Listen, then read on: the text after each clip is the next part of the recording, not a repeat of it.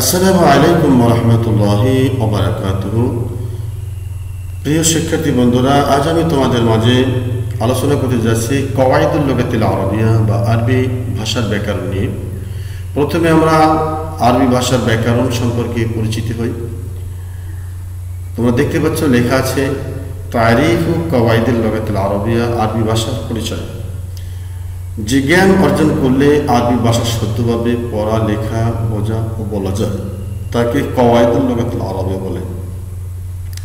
আবারও বলছি, যে জ্ঞান অর্জন করলে আরবি ভাষা শুদ্ধভাবে পড়া, লেখা, বোঝা ও বলা যায় তাকে কওয়াইদুল লুগাতিল আরবিয়া বলা হয়। এবারে পড়ছি আকসামু কওয়াইদুল লুগাতিল আরবিয়া, আরবি ব্যাকরণের প্রকাশ।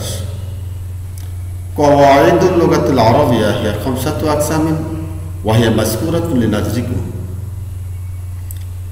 আরবি ব্যাকরণ 5 ভাগে বিভক্ত করা হয়েছে। তোমাদের খেদমতে সেগুলো পেশ করা হলো।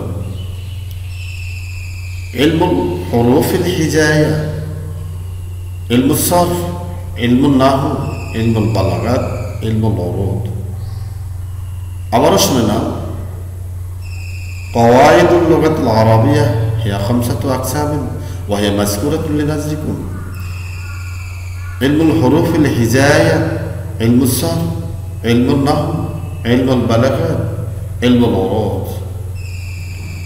আশা করি তোমরা সুন্দর করে উপলব্ধি করে মুখস্থ করবে। আজ আর নয়। মা আসসালাম, ইলা লিকা ফি দারসিল কাদিম।